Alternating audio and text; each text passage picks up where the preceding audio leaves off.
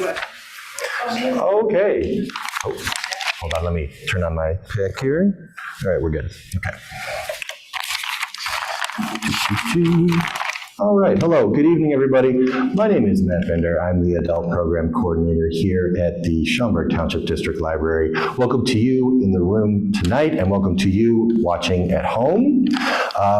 Welcome to tonight's program, Christmas Markets in Prague and Germany with Eugene Flynn.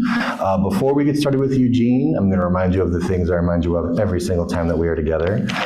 First thing, for our friends watching at home, we have closed captioning enabled. You can, in your Zoom tools, change those settings if you want the text bigger, smaller, or not there at all. For our friends in the room with me today, our bathrooms are to the right. Women's bathroom is immediately outside of this door.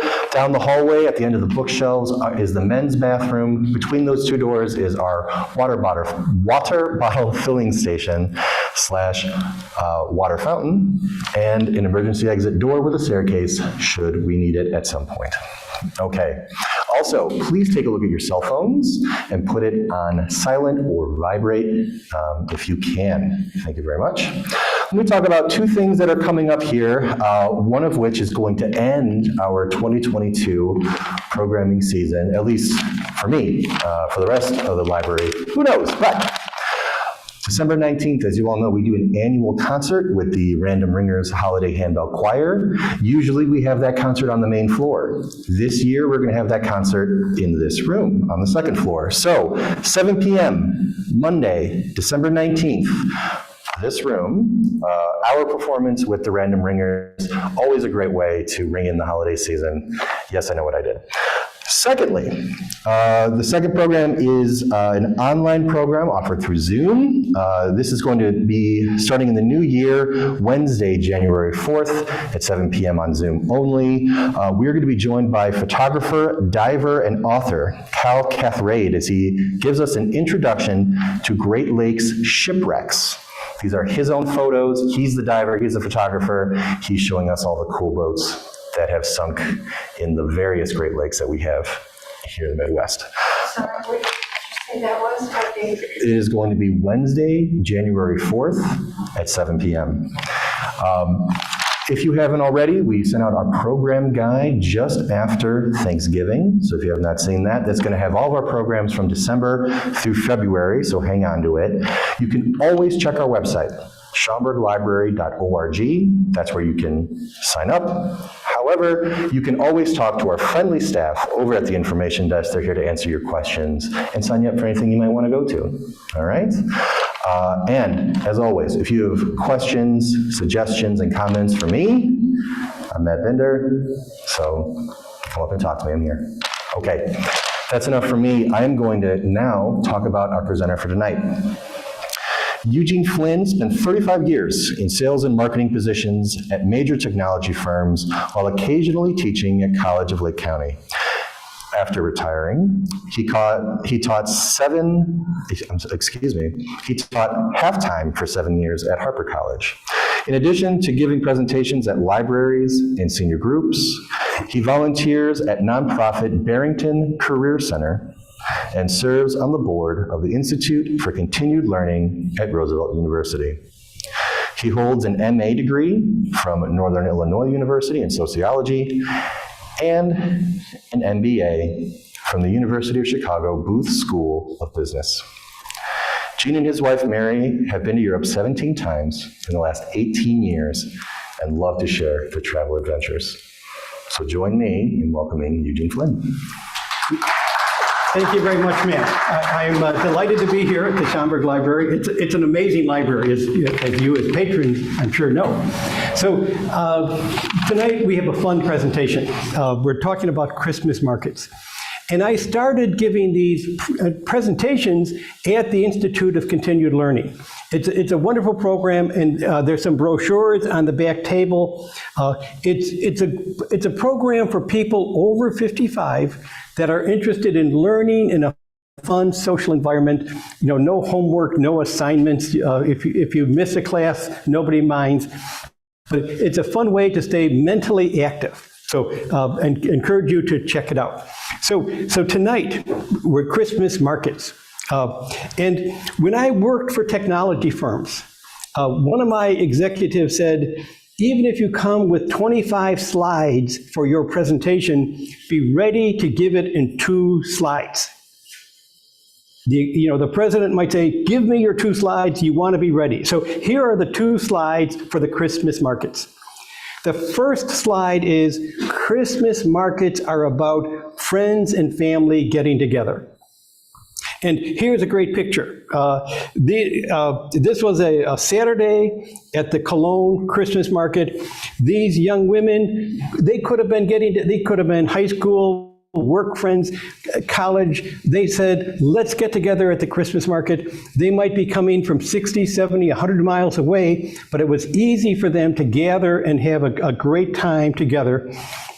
It's also interesting, they have a table and chairs here. That's very rare in Christmas markets. Mainly you're standing, but they got here early enough to grab a table. The second slide is Christmas markets are about food. Yes, they sell ornaments and they sell toys, but but for the $3 billion of Christmas markets, I suspect that $2 billion are food and drink. But take a look here at this booth. It's amazing. They're selling waffles, and the waffles here are for €3.50 to 5 or 6 euros, depending on what you have on top of the waffle. But take a look at the booth, at the woodwork behind these workers. There's no chipped paint. There's no dirt. Everything is pristine, and that was true everywhere we looked at the Christmas markets. They take great pride in their booth, and they're inspected. If there was chipped paint or peeling paint, I'm sure the inspector would say, fix this tonight, or you cannot open tomorrow. But take a look even at their clothes.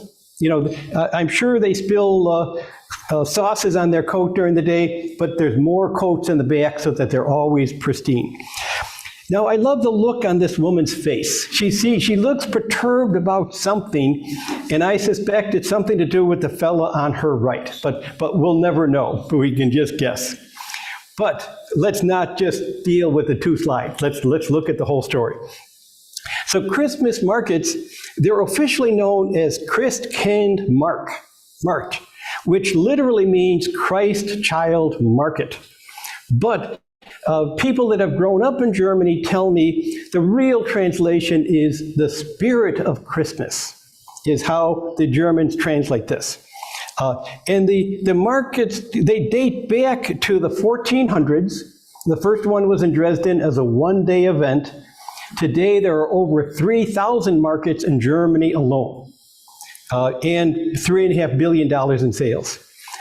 This year, after 2 years, they're finally up and running in full operation. In 2020, they were closed. In 2021, they were somewhat open with limited capacity. But this year, they're back to full operation. We see angels everywhere at the Christmas markets. This was I took this off the Munich Christmas market website last week, and there's 50 or 60 angels right here on this this picture from their website. So here is the trip that Mary and I took in 2016. We were gone actually 13 days, and you could easily see wonderful Christmas markets in 5, 6, or 7, or 8 days. We had a chance to get free airline tickets if we were willing to stay for 13 days. We were able to use frequent flyer miles. So we did that, and we added Prague to our itinerary. So we flew to Munich, spent 2 full days at the Christmas markets there. We took the train then to Nuremberg and spent 3 days. And then took a train to Frankfurt, flew to Prague for 3 days, came back, went to Cologne for 3 days, and then took the train to Frankfurt and flew home. And if we look at our trip in Germany alone, this would be kind of equivalent to going from Chicago to Indianapolis, up to Detroit, and then back to Chicago. Rough distances between these German cities. And in the US scenario, we would have been traveling, for, probably 3 days, full days, moving from city to city. But in Germany, in France, it's a very different experience. And I'll give you an example.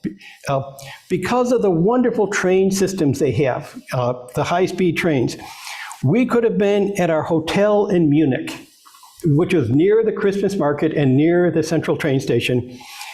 We could be on an 11 o'clock train from Munich to Nuremberg, and we don't have to leave our hotel until 10:40.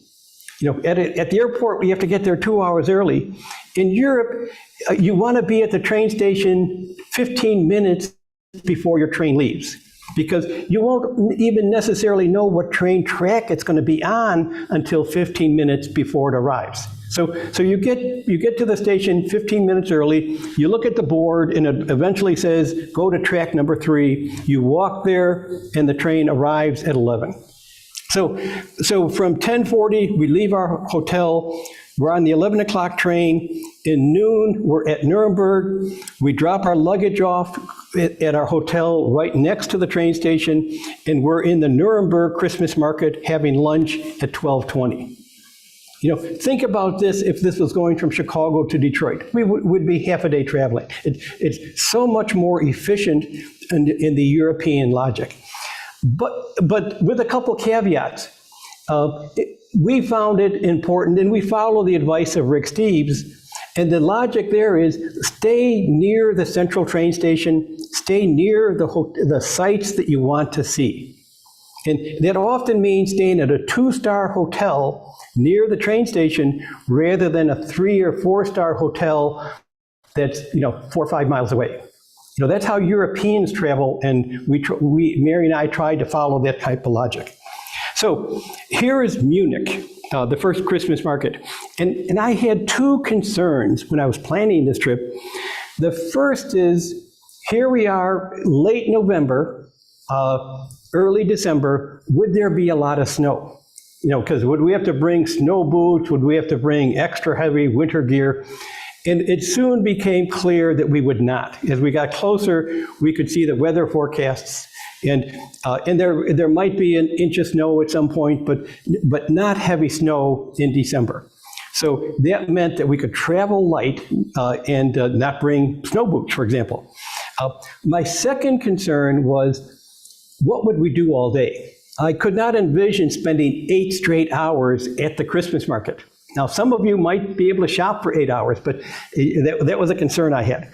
And the fact that if we were just at a hotel near the Christmas market, that meant we could come and go. We could go for a couple hours, go back to the hotel, relax, and then come back maybe in the evening. Now, the beauty of most of these cities is there's lots of other things to do.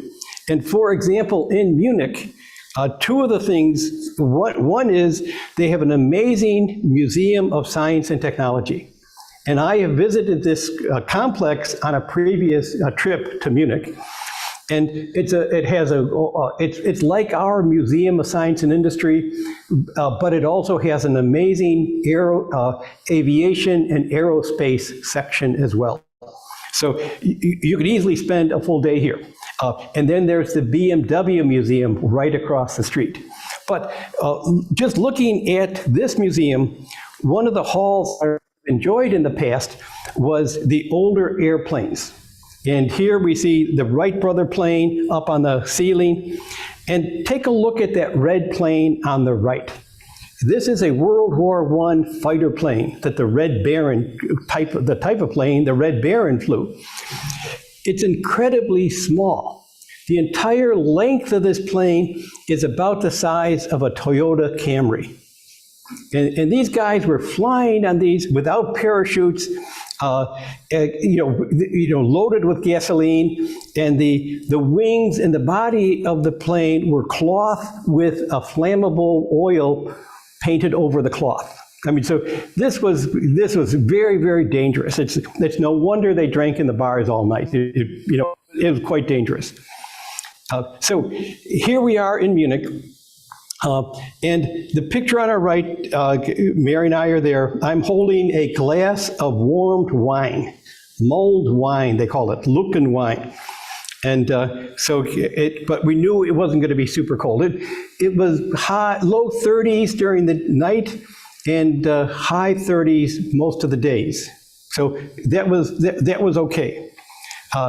Now, at the Christmas markets, wonderful food and wonderful treats. Candy, this booth is all candy.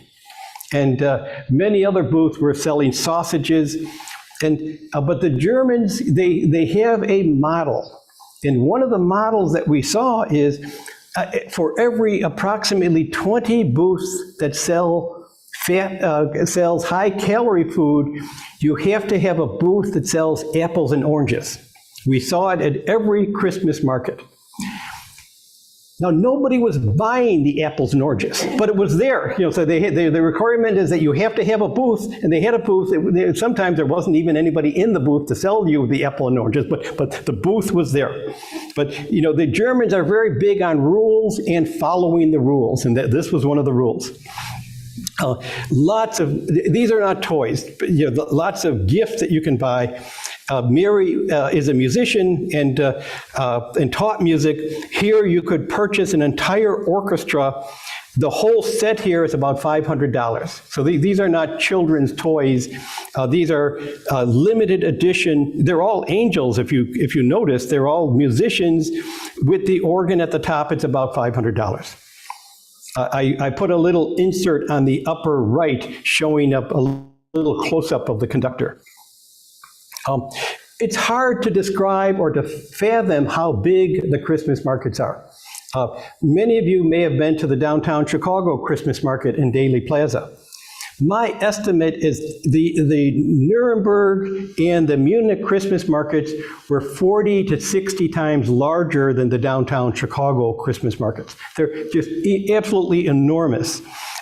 Here in Munich, in the center of the picture is the town hall, and you see a little portion of the Christmas market in this plaza, and then the Christmas markets go to all the local streets and all the way down to the cathedral on the left, and there's another huge plaza there holding hundreds of booths as part of the Christmas market. It's absolutely enormous. Here is the cathedral. Outside it looks relatively plain, but inside it's a very beautiful inside, and we have visited many cathedrals in Europe. And in Germany, most of the cathedrals and churches, the statues are made of wood rather than marble or stone because they're showing off the amazing German woodworking skills. So just absolutely beautiful woodworking. Outside, you could have take a carriage ride with Clydesdale horses. The picture on the right shows the crowd. And there's many, many people, and at night there's even more people at the Christmas markets. But what's interesting is in the summertime when we're in Munich, if we're standing on a corner looking at a map, 2 or 3 people will come up to us and say, "Can we help you? Can we, and they almost are competing with each other to see who will help these lost Americans.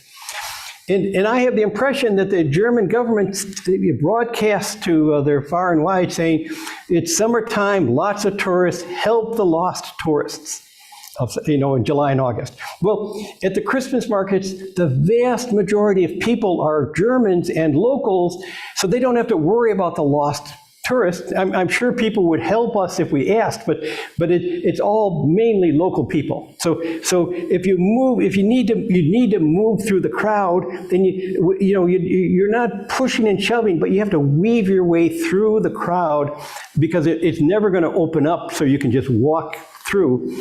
But everyone seemed to be in very good humor. Nobody was saying stop pushing. People were just in a wonderful good humor from what we could experience. Here on the left, handcrafted and limited edition angels for ornaments.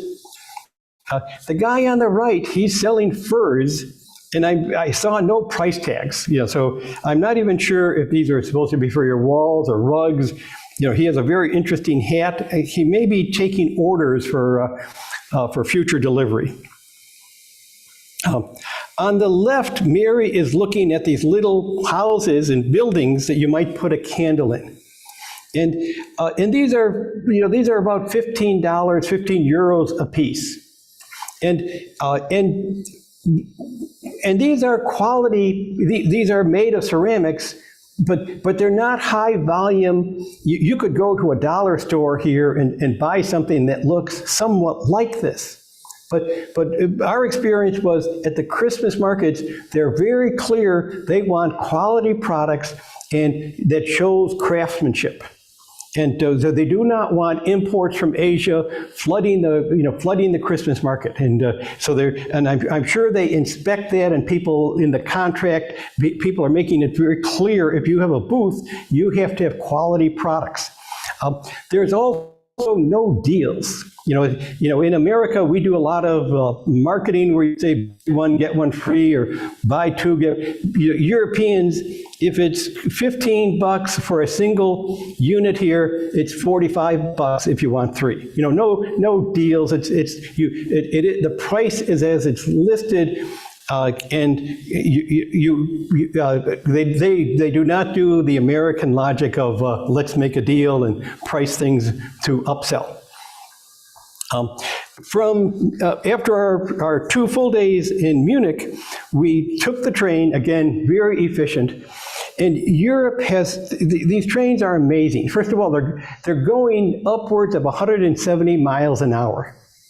And this train, it was only a 75-mile trip from Munich to Nuremberg, and it was 1 hour, and it stopped many times because there were lots of people getting on, and the train was standing room only because this was a Saturday and people wanted to join their friends at the Nuremberg market. Europe takes full advantage of their train system. It's enormously expensive to build these kind of high-speed trains because you essentially have a dedicated train line and train tracks that are either above the traffic or below the traffic. Cars and trucks never cross the train tracks, because if a train's going 175 miles an hour, it would be devastating if it hit a car or truck that was sitting on the track. And so it's very normal for a high school student living in Munich, he or she might be going to high school in Nuremberg, or vice versa. And certainly for college, kids travel back and forth, or for work, they take full advantage of this train track, of their train system, and it's fast and quite inexpensive. Now, once we got to Nuremberg, we stayed, our hotel was 50 yards from the train station, and a 10-minute walk to the Christmas market, and there's clear directions all on the trip. So you see signs pointing the way. You couldn't possibly get lost. Nuremberg, it's a very special market in Nuremberg. They claim to be the largest, but Munich is also quite large. But Nuremberg, in my opinion, they put their whole heart and soul into the Christmas market. Munich has Oktoberfest. So all through September, millions of people are partying around the beer tents. My hunch is the Nuremberg people think about the Christmas markets every day of the year and planning on how they can make it bigger and better for the next year. Take a look at these buildings around this particular plaza. This is one of 3 or 4 plazas and many, many side streets, but just how beautiful the buildings are, the whole atmosphere says this is very, very special. Nuremberg, they're famous for their Nuremberg sausages. And these are tasty little sausages. They look a lot like the Johnson Brothers sausages, breakfast sausages that we can buy locally, but very, very tasty. And in the summertime, if you're in Nuremberg, if you go to a casual restaurant, they'll sit you in with a bunch of strangers. Rarely do you get a private table. So you're sitting with strangers that are, happy people and usually willing to say hello to you. And you might get 3 or 6 sausages as part of your order. And there are rolls on the table. So you could take a roll and put your sausages in it, and then you pay 40 cents extra if you take take a roll. At the Christmas markets, because you're walking around, everybody puts them in a roll. That's included in the little higher price. And here on the right, we see the little cup that they serve. This is a 6-ounce cup for wine, and it's €7, and you get to keep the cup, or you could return it and get $2 back on your €2 back from your deposit. And this is the warmed wine. So I had 1 cup with the wine, but I wanted to get a couple more cups. So I said, could I just purchase the cups for the €2 each? And they said, of course. So they looked over the cups to make sure they were pristine. They use these cups year after year. They don't replace them all. Now, many people keep their cups and they need to make new ones, but they looked to make sure the cups they were selling me were just absolutely pristine. Every Christmas market we saw wonderful music. Here we have a group performing at the Nuremberg market, and these could be performers from Nuremberg proper, or maybe they're from towns and villages 10 or 30 or 40 miles away that they come in to perform. But I'm sure they're auditioned. You know, you can't even play golf in Germany unless you have a certification from a pro that said you are of a quality ability to play golf. And so I'm sure these folks were tested to make sure they had quality music before they could get a time slot. In Nuremberg, the main Christmas market is right by the shadow of the cathedral. And again, the cathedral, same beautiful woodworking. Here on the left, we see the ornaments that for sale. Again, quality handcrafted items for sale.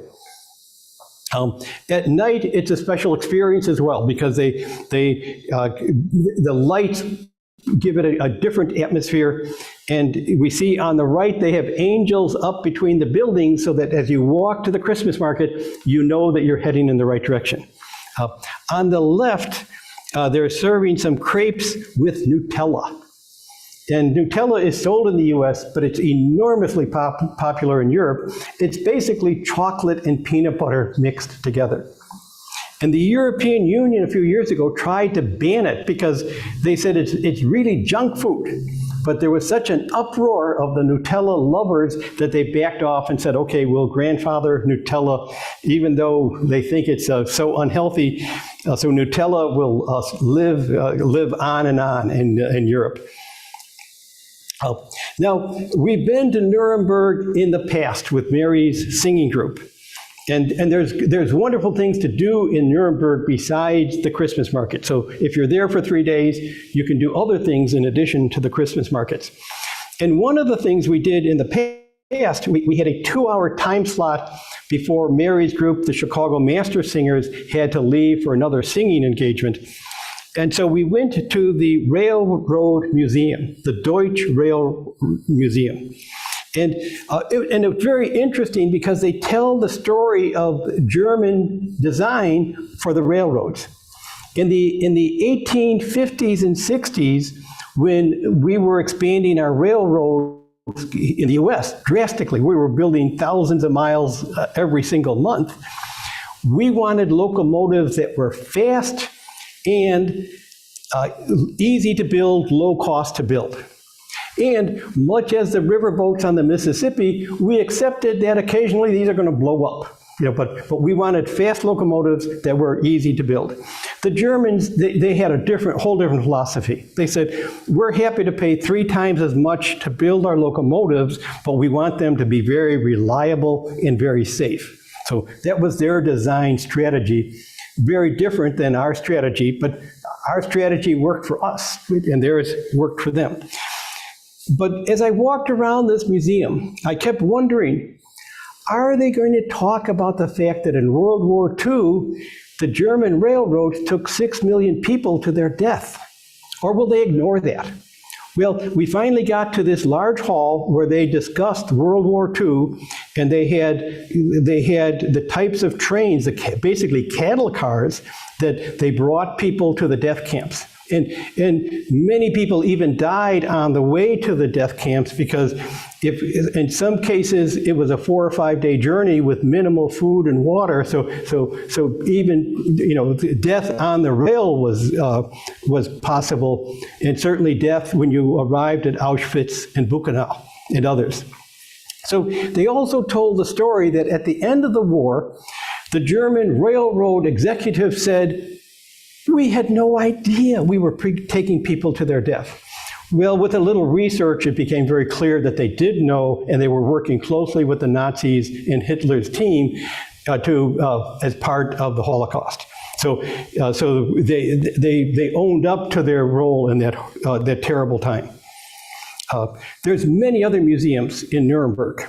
One is the German National Museum, which covers everything German from prehistoric times to modern times. It's an enormous museum. You could spend 3 or 4 days here and only see 20 or 30% of the entire museum. Nuremberg is close to central Germany, and it's always had a huge rail network, which is why Adolf Hitler did his major rallies in Nuremberg, where 70 or 80,000 people would come in for the evening rally, they'd leave the next morning, and 70,000 other people would come in the next day. The rail system supported that. And there's other wonderful museums, including the Nuremberg Trial Museum, and the Nazi Records Museum is there. So lots of things to do in Nuremberg. So after Nuremberg, we took the train to Frankfurt, and we flew to Prague. And this is an example of, in Europe now, there's wonderful, you can visit one part of Europe, but easily move to a different part. So we were mainly in Germany, but we had time, we wanted to spend 3 days in Prague. And for $60 round trip, we were able to fly from Frankfurt to Prague, not even on a low-cost airline. We were on the Czech national airline. So Europe, with between the high-speed trains and now these low-cost airlines and the travel options, you can actually see 2 or 3 parts of Europe rather than just go to see one city or one country. And we stayed at a wonderful hotel, the Hostal Hotel that Rick Steves recommended. And this is a family-owned hotel. The decor and the ambiance was very much like the 1920s. They had the old elevator, the cage elevator that 2 people and a small luggage could go in at the same time. But it really, it was a wonderful experience. When you came in at night, in the reception area, there was chairs and an open bottle of wine and tea. You could have a complimentary. You could sit and have a glass of wine and talk to other residents and other tourists. That's also true at breakfast. Other European travelers love to talk to us. At least that's our experience, and they follow American politics. We may know that Angela Merkel was the president of Germany, but how many of us know the name of the current president? They follow American politics very, very closely. They know what's happening in Washington, and they probably know, who is the mayor of Chicago and the governor of Illinois. They know those kind of details because they follow American news. To say nothing of the Golden Globes Awards and the Oscars, they follow our culture, and we don't do near as much of understanding their culture. But at breakfast, it's fun to talk to other people. The workers that you meet usually don't have time to really talk to us. They might say, "Where are you from?" And you could say, "Chicago area," and they'll say, "That's great," but they're busy. But other travelers from Europe, over breakfast or dinner or at night, they're usually quite willing to talk and share their views of America and ask for our views. In Prague, it's an amazing city. This is the one city where we stayed. We did not stay near the central train station. We wanted to be in the old town square of Prague. And the picture on the right shows some high school kids. The picture on the left is important. It's a huge group of statues celebrating John Huss. And John Huss was a Catholic priest, and he had these radical ideas that said people should be able to read the Bible in their native language, and people should have the option for communion on a weekly basis. At the time, most Christians in Europe went to communion once or twice a year. And he said that we should do this weekly. Well, the bishops did not like his ideas. They burnt him at the stake right here in the central town square. So 100 years later, Martin Luther tacked his ideas to the wall in the church door at Wittenberg and had these same ideas, plus a few more. And his ideas spread far and wide. And one big reason, he had some help from the princes, there was some political help, but he also had the benefit of the movable type printing press. It had existed in China for 100 years, but it finally arrived in Europe, and within a couple years of Martin Luther putting his ideas on the church door, there were thousands of copies of the German Bible. So technology gave Martin Luther a chance for his ideas to spread far and wide, and the bishops could never put the genie back in the bottle. So wonderful food in Prague. We actually ate at a French restaurant near our hotel several times. There's wonderful brew pubs, wonderful beer atmosphere in Prague, but the brew pubs were so crowded we couldn't get in. Here in the central square where the Christmas market took place, here is the Reformation Church, which is the Czechoslovakian Hussite Church. That's the name for the church. In the U.S., it's called the Moldovan Christian Churches, and there are some in the Chicago area. But that is from the Czechoslovakia. They had women priests very early, and naturally all the services are in the Czech language. Here's here's the Christmas market in the central square. If Munich and Nuremberg was 50 times larger than downtown Chicago Christmas market, this might have been 6 or 7 times larger. So, by scale, it was small, but it was still a great deal of fun for us and for everybody that we saw there. The church in the middle that we see there, that's actually the Catholic cathedral, which is just across the square from the Protestant cathedral. But look at these buildings, a very, very festive area. And lots of museums and art studios. It's very easy to enjoy this even beyond the Christmas markets. Here we have, this is the bridge, the Charles Bridge. And off in the distance is the palace complex. So the king or the duke, whoever was the royalty for this part of the world, and it changed. Sometimes it was a king for all of Central Europe. Other times it was the prince for the Prague and the Czech Bohemian area. But he could, if he wanted to go to the old town square for some ceremony, he would come across this bridge to the old town square, which was quite close by. And in the summertime, there's musicians every 50 yards. There's another whole group of musicians that earn their living for the tourists that listen to their music and drop a coin or two into their violin case. In December, there was only one musical group on the bridge. So it was low pickings for musicians. But again, it was quite cold. The palace complex, it's huge. We visited it on past trips. It's said to be the largest castle complex in the world. So that not only do you have this huge cathedral, you have a royal palace, you have the offices for officials, you had barracks and residences for the guards, the army that's guarding the king. And there was an interesting occurrence in May of 1618.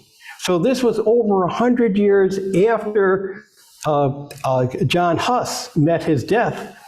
And here, the royalty was staunchly Catholic, but more and more people in Prague were supporting the Reformation. Yeah, and so there was a disconnect, a serious disconnect. And people were protesting outside the palace because two envoys from the Pope had come to visit the king. So the protesters rushed in the building, they grabbed the two envoys from the Pope and tossed them out the window to their death. But they didn't die. So one group said angels caught them mid-flight and brought them safely to the ground. The more likely scenario is they fell on a pile of horse manure, and they broke their fall and they survived. But Europe at the time was a powder keg of groups, competing groups, and conflicts over religion, and this was the trigger to what they call the 30 Years' War. And upwards of 8 million people, maybe a third of the population died during the 30 Years' War, either because of direct warfare or because of starvation. Because with the armies roaming the fields, farming was farming really dropped out of operation in many areas, and there just wasn't enough food. So it took Europe many centuries to get to the idea that we could have different religions, and even if we didn't like each other, we could still coexist. And this happened earlier in France than other parts of Europe, but it was a very painful process to get to that point. And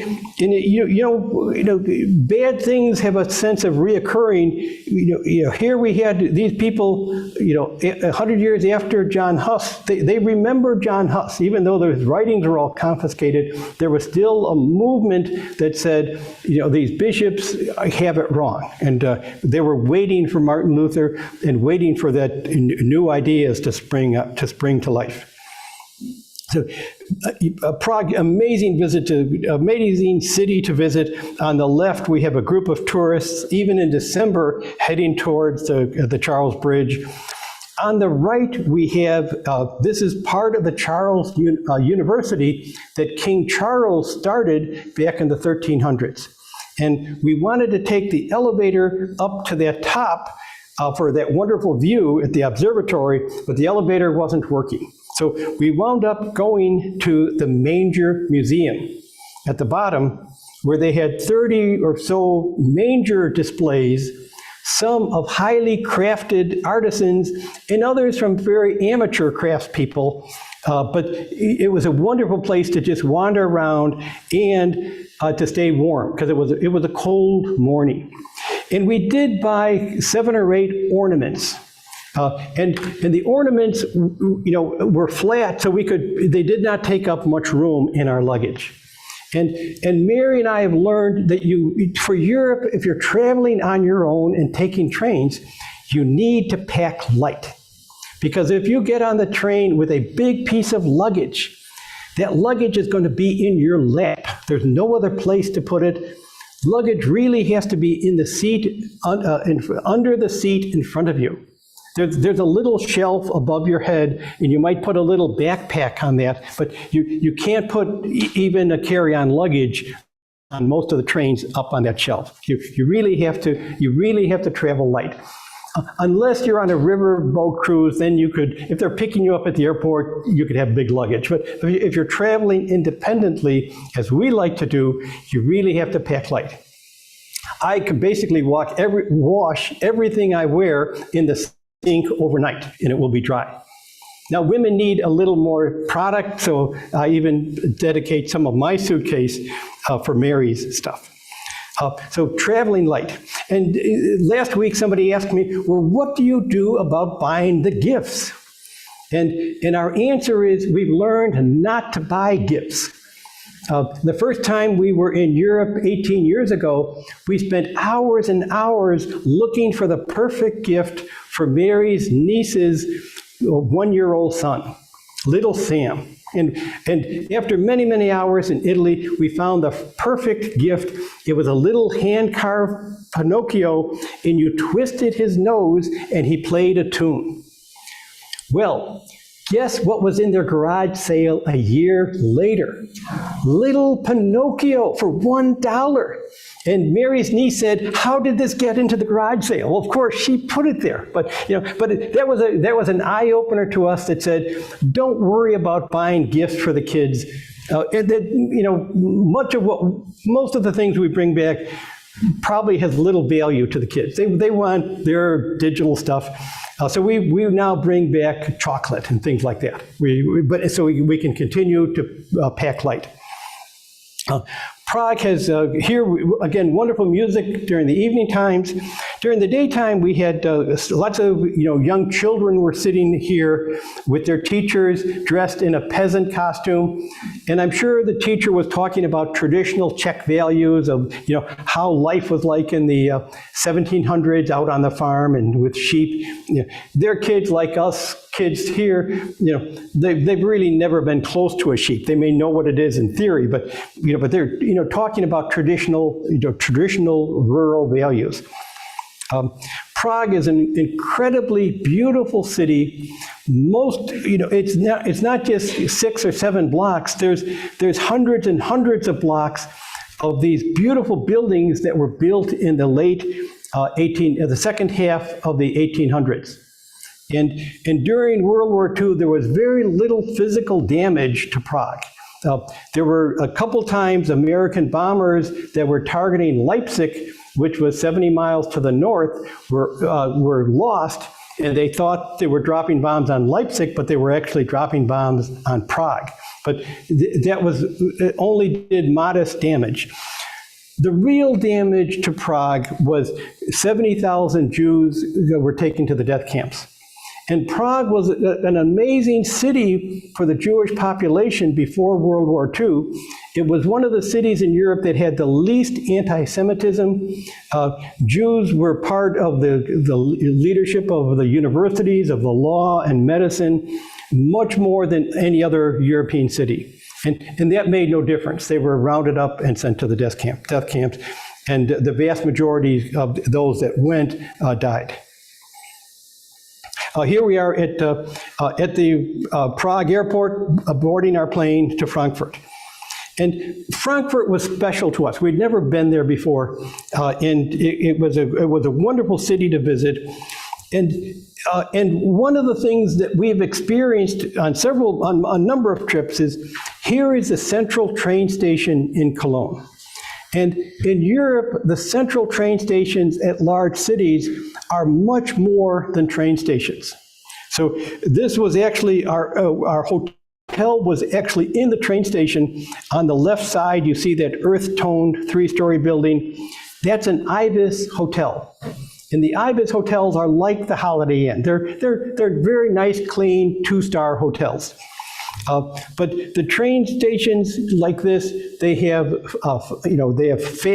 fast food, they have high dining, wonderful restaurants, they have shopping centers for clothing, supermarkets, everything that you could possibly look for. And if you look on the right side, you'll see there's two stores there. One is Hermes and the other is Dior. So these are high-end French fashion stores that are right here in the train center. So it's just incredible. And what was nice about this, we lived here for the 3 days. The cathedral was right next door, and the Christmas market was right next door. So here's the Cologne Cathedral, which was an amazing building. Mary was a Franciscan during her college days. I was a Catholic seminarian for a while. So we go to we visit the cathedrals. But the guy on the left is a former cardinal, and he, in my opinion, he designed his own coffin while he was alive. If you let your successor design your coffin, you're not going to get something as interesting as this. And there's an angel on his, there's a little angel, at his side, maybe trying to wake him up. The Cologne Cathedral, when it was built, it was the largest building north of the Alps in Europe. The only thing larger south of the Alps was St. Peter's in Rome. And here's what the cathedral area looked like at the end of World War II. This is the Rhine River on the upper left. The bridge is destroyed over the Rhine. The bridge for the trains was also destroyed. Bombs fell through the cathedral, but fortunately the walls and the bell towers survived. So they were able to rebuild the cathedral and did not have to start from scratch. It's hard to see, but the vast majority of the buildings around the cathedral are just shells, that there's no roof, and that the floors from the roof to the ground are largely gone. So these are just shells of building. So they had to really knock these down and start all over again. Here's what the cathedral looks like with the Christmas market. Here's a bird's eye view of the cathedral. You see the Rhine River and the rebuilt rail. That's the rail for the trains coming in. The Christmas market is down there to the other side of the cathedral. On the right, we see a 5-story temporary building. They're selling the warmed wine here, but this is like that candle windmills that we can buy. So, they put this up for the Christmas market, then they take it down along with all the other booths and put them in a warehouse until the next year. At night, the Christmas markets are even more spectacular because of the lighting. And right now, there's a controversy, and because with the war in the Ukraine, Europe is not getting the power, the gas, the natural gas that generates electricity. So they've suggested, let's turn the lights off at the Christmas markets. So people are saying, no, if you turn the lights off, you might as well close the Christmas markets for night. So I imagine, so it seems like most of them are staying open. There's only 1 week left. The Christmas markets begin the last week of November, and at noon on Christmas Eve, they close. So 12:01, everything shut down. People head home, and in the next following 3 weeks or so, they take down the booths and send them to the warehouse. This was a special treat. So the guys on the left are from Switzerland, and they have a cheese that's famous in Switzerland called raclette. And this is a solid cheese. It's a hard cheese, but when you warm it up, it becomes somewhat mobile, so you can pour it. It's not like fondue that easily pours, but if it's warmed up, it will pour slowly off of your heated tray.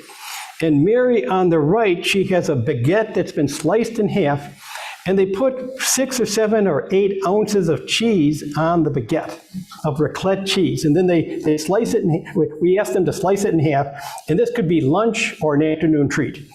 And it's a wonderful experience. And I'm told at the Christmas market in Aurora, they do have a raclette. They have this very option at the Aurora Christmas market. Now here, we've had friends that have invited us to a raclette dinner. And in this cheese, it's occasionally sold at Whole Foods. It's not sold, most stores do not carry the raclette cheese. But the logic of the raclette dining, if we look at the left picture on the left, so there's a grill that's grilling the steak or chicken or shrimp, and then you have your vegetables, also being cooked on the grill. So when it's time to eat, you can take your vegetables, or you take a piece of chicken, put it on your plate, and then underneath you have these individual trays with the raclette cheese that's on a separate burner that's warming up the cheese. So you can take your dinner and pour some of the raclette cheese, and then put it back on the heater for the next round of the next dining part of the option. This can be yours for about $180 on Amazon. Again, here, wonderful food, beautiful booths, and people that seem to really care about the quality in what they do. They a great deal of pride in working at the Christmas market. and well paid. Europeans, we now have the $15 an hour. In Europe, people are paid much higher salaries than typically they were in the U.S. Here's a booth from Finland. And so other countries can participate. We saw a booth from Ireland and from Finland, but you have to bring quality craft items to sell. Wonderful music. Now, we had 2 lunches. In Cologne, they have a wonderful beer tradition, and they have a style of beer called Klush beer. And it looks like a Pilsner beer, like a Budweiser and Miller's are a Pilsner beer. So this looks like a Pilsner beer, but where the Pilsner beer has yeast when they brew it, they have yeast on the bottom of the big brewing vat. Where the Klosch beer, it's a different type of yeast, and the yeast is on the top of the brewing process. So it has a very nice, wonderful light flavor, and they serve it in a 6-ounce glass. And this guy, the server there, he walks around, and if you have an empty glass, he'll take your glass and give you another one, and then he'll mark on your coaster that you've had one more beer. And if you don't want another beer, you just put your coaster on top of your glass, then he knows not to give you a new one. Wonderful food. Now, the first time we ate there, we ordered the sausage plate and the cheese plate, and it was far too much food. Mary and I are not really foodies. Some people go to Europe just for the fine dining. We do more pub food and Italian food than anything else. So the second time we knew the sausage plate would be more than enough, given that we also had some food at the Christmas markets. Cologne actually has here 7 different Christmas markets. So we went to the ones at the cathedral and a couple of the other ones. One of the Christmas markets was along the Rhine River, and we have friends that are actually in Germany now on a riverboat that will dock on this pier, and their boat might be docked to the left of the boat that's already there. Sometimes you have to walk through a second or third boat before you get to land. But this Christmas market, it's in an old industrial pier for shipping that they built. They have a Christmas market here, and they also have a chocolate museum. And the chocolate museum, it shows off the Lindt chocolate factory, and it's a small scale factory. So it does everything that a big factory does, but it's like 1/5 the size of a big factory, just to show off how they make the quality chocolate. The lady on the right is giving Mary a sample. The next day, we took the tram from the train station, and we went to the St. Nicholas Market. And here, welcoming us is a couple angels there, as part of the welcoming team.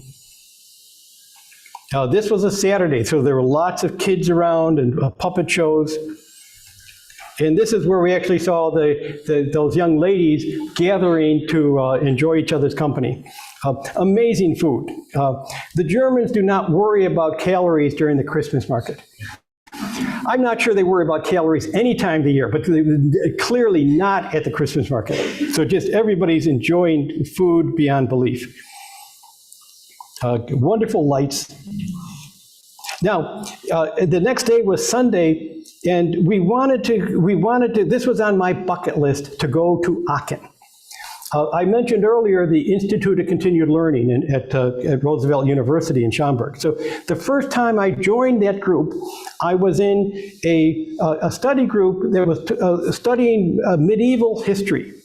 And the presenter was talking about Charlemagne and the fact that he united, after the fall of Rome, there was 300 years of chaos, but Charlemagne united under his leadership all of Germany, Bohemia, and France. And he helped keep order to help the Pope in Italy. So essentially he was the unified ruler of 2/3 of Europe. And his home was in Aachen. And he created what is called the Palatine Chapel. And I live in Palatine, Illinois. And in Palatine, Illinois was founded by German farmers that came from the Palatine region of Germany in the 1850s, which is how Palatine got its name. But here is the chapel that he created in around 796. It's an amazing building. First of all, it's still standing after 1,200 years. And what you see here, my pictures do not do its full credit.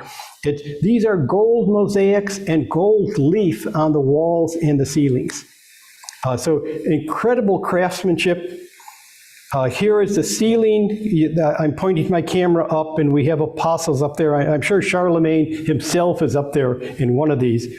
But they look like Romans up there because I think he was sending the message. He is the new Roman emperor, as Charlemagne. After we spent about an hour in the chapel, we wandered outside. There was a little Christmas market. There was a cathedral there. We stopped in real briefly. We actually went back to the train station. Aachen was about a 45-minute train ride from Cologne. It's like traveling from downtown Chicago, to Arlington Heights. It was that kind of distance.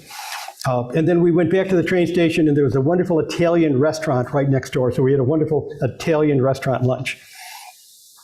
Here we are at the end of our journey, and this is the front of the Cologne Cathedral.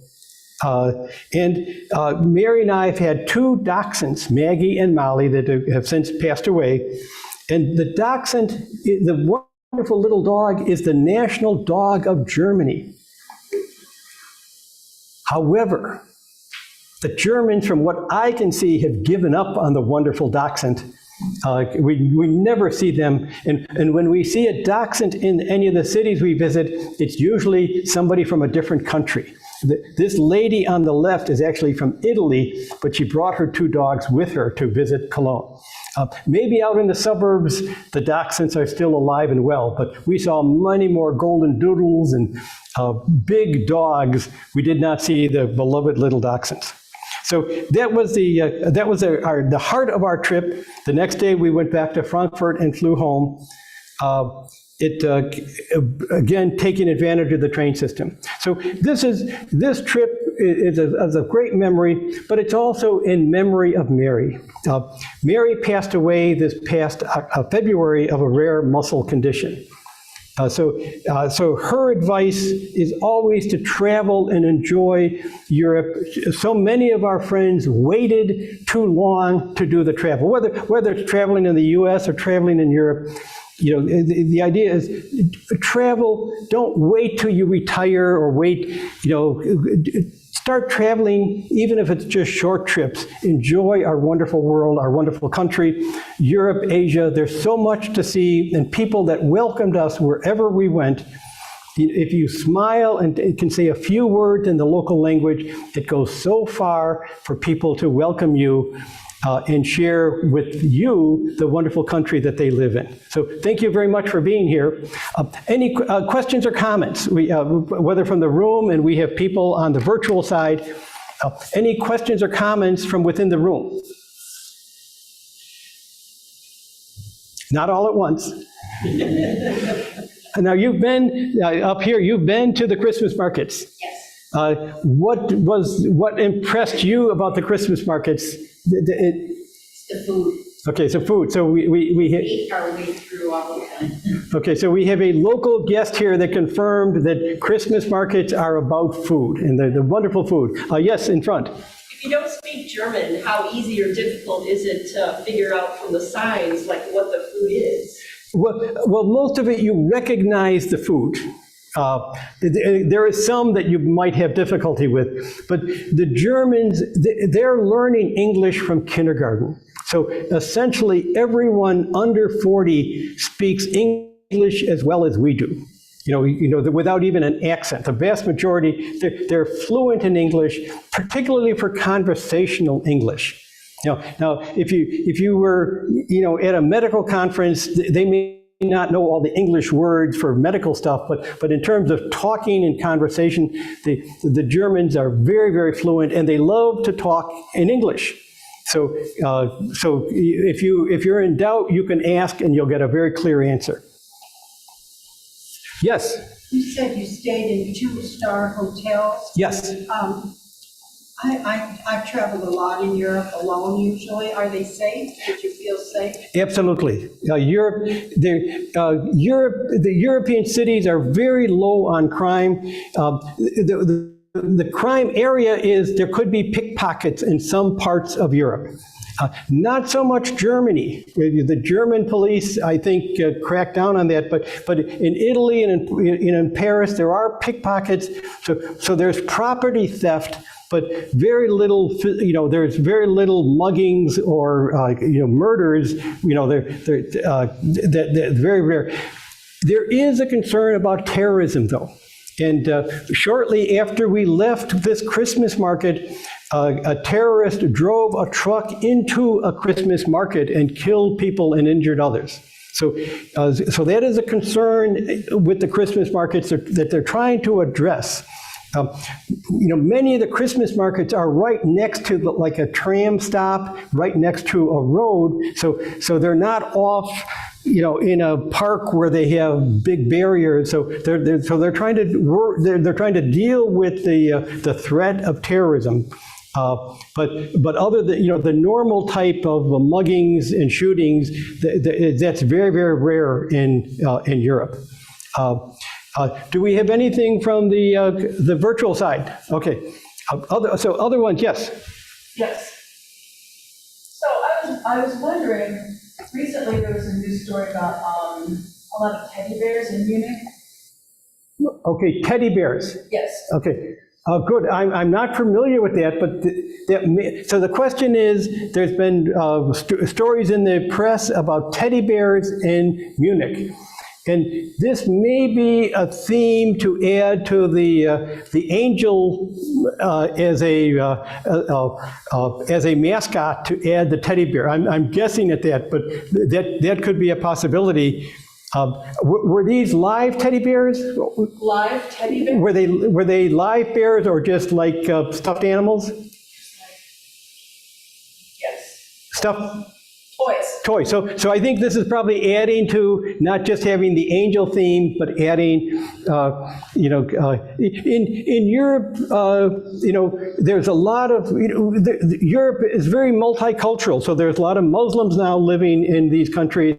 So, doing all the angels, they may be adding more to have more mascots and representatives than just the angels. I was just curious, thanks. Yes, and back. Yeah, we're starting to plan a trip to Germany next year. Now that I'm retired, I'm doing my family tree, and we know where the family is, northern Germany. Really excited. Tell me about the list too. Would you recommend taking more trains, like a replaying to Berlin? General question on travel in Germany: taking trains or just renting a car to go to these little rural communities where my family immigrated? So the question is, this gentleman will be visiting Germany next year, both cities and in the rural areas. So for the cities, you don't want a car. But in the rural areas, you probably do. You can do some research. The beauty of the internet is you can do research that will tell you, does this little town have, are they part of the rail line, which would make it very easy to visit, or if it's not on the rail line, having a car, and cars are easy to rent in Europe, even if you just need one for a day or two. They drive on the same side of the road that we do. So that would be very doable. And you can, just a note on the trains, you can, for the longer trips, because you can easily go from Berlin to Nuremberg to Munich on these high-speed trains. And you can order your tickets online right here and have them printed and bring to, that you're all ready to board the train by printing your ticket here. You don't have to buy Rail America or things that was true 5 or 10 years ago. You can order the tickets right here online. The website, it's very easy to navigate the website. nor do you really need, just a tangent to your question, to visit Germany, particularly the large cities, you don't need to be on a tour group. Some people like to have a tour group that leads them around, or to be on a riverboat. These towns are very easy to visit on your own, and you could hire a guide for the day or for the half day. Most of the tourist centers, the visitor centers, have regular scheduled tour groups that you might be with 5 or 6 other English-speaking people and taking on a half-day tour of the town. So there's so many different options. If I were going to China, I would want to be part of a tour group. But Germany and France, it's if you follow a guide like Rick Steves, it's very easy to move around on your own. Even a single person, you can travel safely on your own. Yes? Question from Carol. Did you find that the hotel prices were high? Okay, so we found that the 2-star hotels were quite reasonable. And most of the hotels were $125, $130, $150 a night. We also follow the hotels. 6 months early. I tend to book trips long in advance, 6 or 9 months. Particularly if you're trying to use frequent flyer miles.